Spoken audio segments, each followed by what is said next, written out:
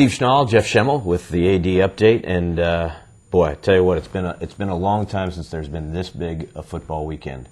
But coming off the victory against New Mexico to get the team to 4-4, and now the team plays number 4 in the land, it doesn't get much bigger than this. Well, it doesn't. I think it's been a long time, even maybe hasn't happened since I've been here, to have a game in November so meaningful for us. And I know the game on Saturday was a nail-biter and tough, a game I think we expected to win and pulled out. It wasn't very pretty, but it was a win, and when you can not play as well as you should and still win, I think that says a lot about your coaches and your team. And now we get to play TCU, and obviously TCU is very, very good.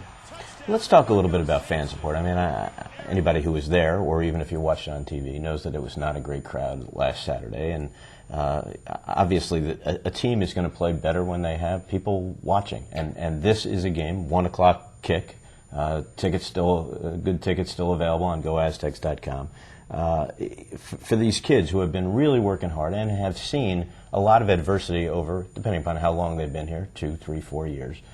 And now it's really time for the fans to come out. Well, I think start with the last part of what you said. I think these kids, this particular football team has been through a whole bunch, and I think they are as excited as they've ever been about what they're doing and where they're going, and to have an opportunity to get 6 wins and play meaningful games in November. These kids have been waiting for that for a long time. So I'll echo what Coach Hoke said when asked the question on Saturday.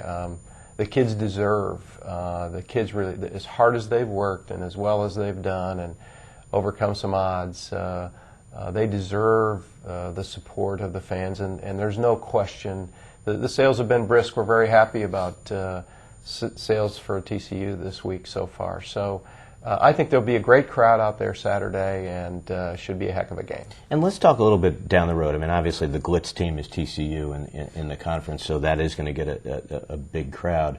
But the game the following week is in a lot of ways more important, as the magic number for San Diego State is 6 wins. Right. And granted, they could get number 5 on Saturday, but if not, yep, that Wyoming game looms large as well. Well, we've got 2 home games left. We've got this weekend and next weekend, 2 huge games. No matter what happens with TCU, Wyoming is still going to be a huge game for us. And so, again, I hope the fans, I know there's a lot of momentum that this team has garnered with the fans and the supporters, and I think they'll come out and help us get to where we want to go, because they really do make a difference. And Steve, it starts with the students. The good student crowd will help that team a great deal. And we see it certainly with basketball all the time, what the students can do when they're there. So we hope that students, general public, alumni are there on Saturday.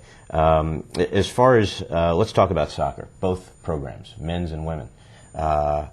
It's certainly tracking like they may both make it to the NCAAs. Well, I will be very disappointed. I think we'll all be very disappointed if that doesn't happen. I think both resumes now are strong enough that it would be very difficult for the NCAA not to choose either one of those teams. They both should be in. The women on a tremendous roll, undefeated in the league, just 2 ties, and we'll play in the tournament this weekend. Here we are on Tuesday, so by Saturday we'll know the results of that tournament, and then really is an expectation that we will be chosen for the NCAA tournament. And the men, again, on another roll in the Pac-10, and I think their RPI now is 11 in men's soccer in this country. So, again, great momentum and great expectation for the postseason. And then 2 more programs that are really off to a great start in the fall, the men's and women's golf programs, and they're now having a very difficult time in Hawaii. But if they can get past playing there, it's been special for them as well. It's kind of fun. They're both playing in the same tournament, and so it's been fun. And I know that both Emily Klein with the women and Ryan Donovan with the men are very excited about their teams. The men are a top 25 ranking and and they'll keep that based on how they're performing. So, and the women have grown leaps and bounds, and I know the kids are excited. It's nice because you get to play some competitions in the fall in golf, and then your championship season in the spring. So I know both coaches and teams are looking forward to that championship season. All right, and we're looking forward to a very big game Saturday at Qualcomm Stadium at 1 o'clock. We sure are, and we hope all the fans are too. All right, thanks, Jeff. Thank you.